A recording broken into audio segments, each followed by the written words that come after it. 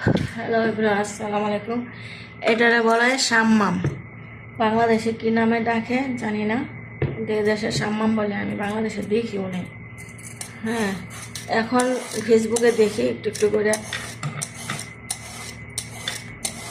বাঙালির মতো দেখতে, ভালো করে স্বাস্থ্য মানে তিতা লাগে।